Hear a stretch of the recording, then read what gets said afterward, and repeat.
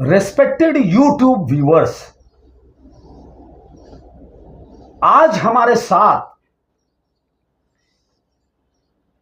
न केवल बनारस, वाराणसी बल्कि उत्तर प्रदेश की पत्रकारिता में जानी मानी एक ऐसी शख्सियत हमारे साथ हैं जिन्होंने अपना पूरा जीवन मानवता, इंसानियत के लिए और पत्रकारिता को उच्च शिखर पर पहुंचाने में लगा दिया। और आज भी आप निरंतर खोजी पत्रकारिता के उस दुरूह कार्य में लगे हुए हैं और जरा सी कहीं पर भी आपको सूचना मिलती है कि कहीं पर भी कोई इस तरह का कोई ऐसा मामला है, कोई ऐसा इतिहास के गर्भ में छुपे हुए कोई तथ्य हैं, तो आप आज भी वहां जाकर उसे खोजने और उसे पता लगाने में जरा भी देरी नहीं करते। श्री योगेंद्र नारायण जी आज हमारे साथ हैं और आपके लेख धर्म युग में, दिनमान में, पत्रिकाओं में लगातार प्रकाशित होते रहे। पेशेवर पत्रकार के रूप में आपने दैनिक जागरण, आज, अमर उजाला, विभिन्न समाचार पत्रों में आपने कार्य किया और आपने ख्याति प्राप्त किया।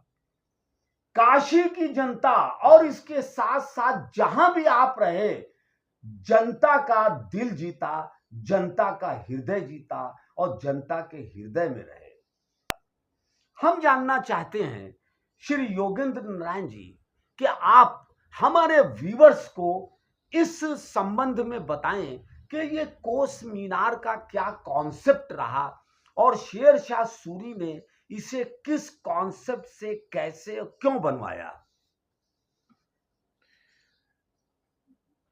कोस मीनार जो है, इसको बहुत से लोग इस क्षेत्र में तो जानते ही नहीं हैं, और जो जानते हैं उसको, जैसे कि यहाँ पर अभी चंदौली में 2 कोस मीनार बचे हैं, एक मिर्ज़ापुर के भोयली में है, तो इन जगहों पर उसको मस्तूल या मकतूल कहते हैं।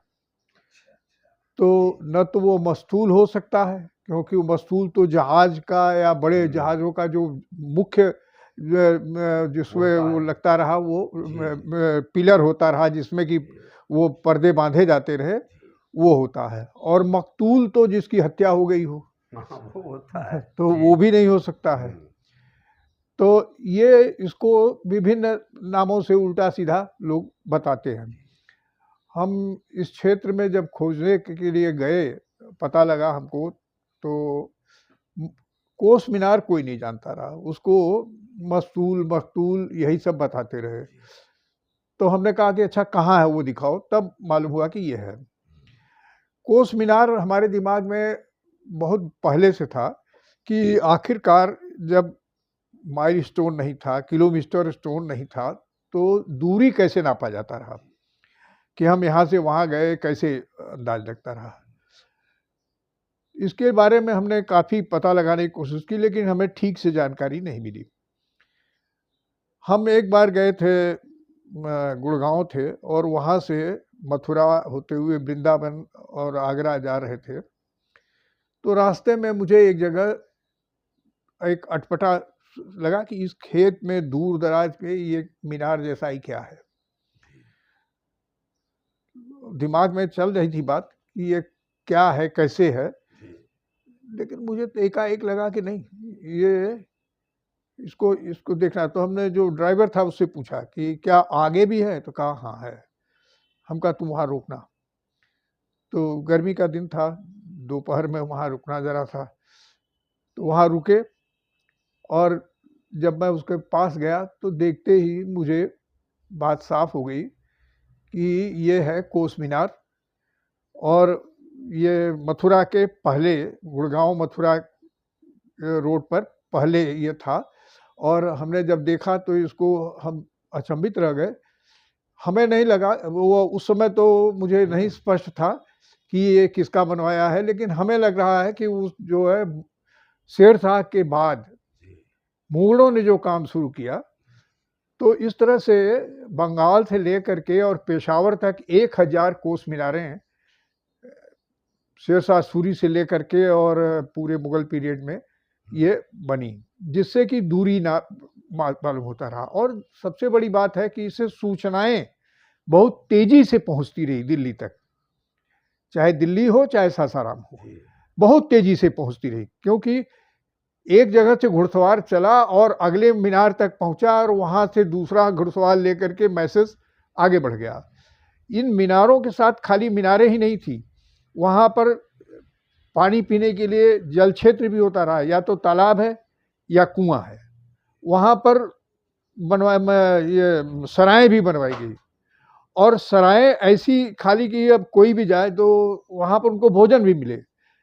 तो उसमें शेरशाह ने जो बनवाया उसमें ऐसी भी व्यवस्था की कि अगर कोई हिंदू है और उसको दिक्कत हो रही है दूसरे के हाथ का बना हुआ खाने के लिए, तो वहां पर ऐसे आदमी को रखा गया जो हिंदू हो और उसके हाथ का बना हुआ लोग खा सकें, दूसरे लोग भी।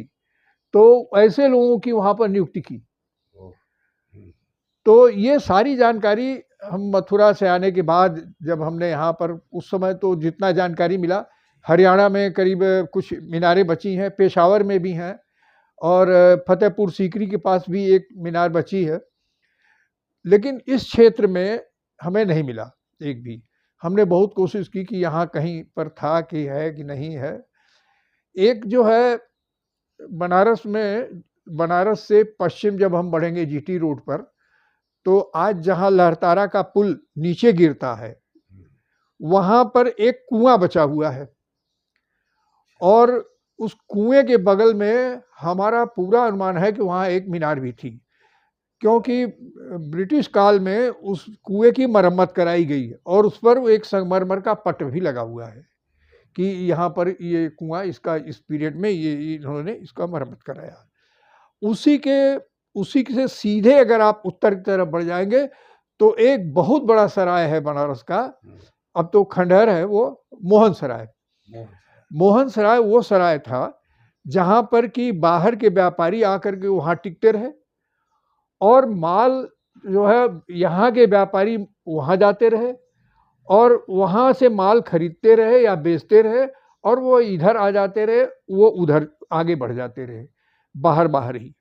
क्योंकि उस समय बनारस थोड़ा सा उसकी स्थिति जो है अच्छी नहीं थी, उनको डर था कि शहर में घुसेंगे तो लूट लिए जाएंगे, तो वो वहीं पर उनके जानवरों के, यानी ऊंट है, बैलगाड़ी है तो बैल है, घोड़े हैं, जो भी उनके ठहरने की बड़ी अच्छी व्यवस्था थी। और वो तालाब आज भी बहुत बड़ा है, और हालांकि उसका रूप बिगड़ रहा है, लेकिन वो बहुत खूबसूरत तालाब है। बनारस में हमको 1.5 साल पहले सूचना मिली कि बनारस में भूली में एक कोस मीनार है।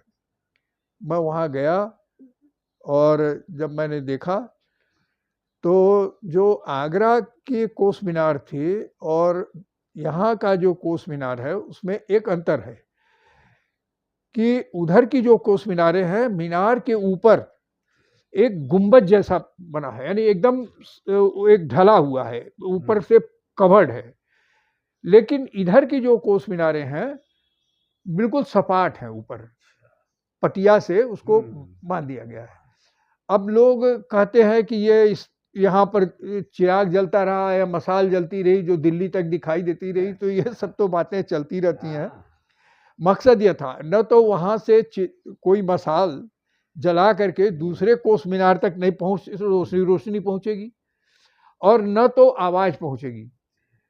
बिजली तो थी नहीं कि माइक से हम चिल्ला रहे हैं। तो वो वहाँ पर, अच्छा, इन मीनारों में ऊपर चढ़ने के लिए कोई सीढ़ी भी नहीं है। अच्छा, कोई सीढ़ी नहीं है। हाँ, उसमें ऐसे ही है। वहाँ की भी जो मीनारें हैं उधर की भी, उसमें भीतर कोई सीढ़ी नहीं है। तो इस तरह से ये मीनारें बनी। तो जब हमने भूली का देखा तो पता लगा कि नहीं, चंदौली में भी है। तो मैं चंदौली भी गया। तो चंदौली में जब देखा तो वहाँ एक अभी याद नहीं, वहाँ का जो है परसीपुर या क्या उसका नाम है, परसा का मीनार हमने वहाँ देखा। तो इस क्षेत्र में वो सबसे ऊंची मीनार है। वो करीब करीब 55-60 फीट से नीचे नहीं है। और उसके बाद आगे उसके है परमंदापुर। परमंदापुर में भी एक मीनार है, जो कि लेकिन सबसे ऊंची मीनार है सेमरा की। सेमरा नाम है उसका। तो सेमरा की मीनार के बाद वो जो है उधर आगे बढ़ जाएंगे तो सेमरा से परमंदापुर होते हुए आप आगे निकल जाएंगे सासाराम की तरफ। और फिर सासाराम के रास्ते में बिहार में और भी 2 मीनारें हैं बिहार में और भी। अब हम अपने शारीरिक क्षमता को ध्यान में रखते हुए हम बिहार में तो नहीं जा पाए, लेकिन ये 3 मीनारों को हमने देखा और उस पर हमने जो लिखना था हमने लिखा और ये स्पष्ट किया कि ये न तो मस्तूल है न मकतूल है, न ऊपर से मसाले जलाई जाती रही कि दिखाया जाए। ये शुद्ध रूप से कोस मीनार हैं। और इन मीनारों के स्थान पर आप अभी भी जाएंगे तो वहाँ पर आपको तालाब या कुआं तो मिलेगा ही, जिसका उपयोग वहाँ के लोग करते हैं। लेकिन वो जो कच्ची सराएं थी तो वो सराएं नहीं है, लेकिन वो चिन्ह आज भी आपको वहाँ पर मिल जाएंगे। और शेर शाह सूरी वो पहला आदमी था, महज 4-5 साल तक वो शासक रहा, 1540 से 1545 तक। मगर काम बहुत किया। और काम उसने इतना किया और उस समय उसने कहा कि देश की समृद्धि का सबसे बड़ा माध्यम है किसान। अगर किसान संपन्न नहीं है तो देश आगे नहीं बढ़ेगा। ये वो 16वीं शताब्दी में ये शेर शाह सूरी बोल रहा है। तो ये इन चीजों को एकदम उपेक्षित छोड़ दिया गया है। जो है उस पर लोग कब्जा करने की कोशिश कर रहे हैं, कोई देखने वाला नहीं है। गिर रही हैं, टूट रही हैं, खाली थोड़ी बहुत मरम्मत से वो अभी 50 साल 100 साल तक मीनारें बहुत मामूली मरम्मत से आराम से रह सकती हैं, जो कि एक हमारे इतिहास पर एक नज़र डालती है कि हमारे यहाँ अच्छा भी था बुरा भी था, लेकिन ये चीज़ें भी थी जनहित में, ये जो हमने आपको बताया। बिल्कुल बिल्कुल। बहुत खोजी पत्रकारिता ये है और इस एज में आपके अंदर ये जज्बा है।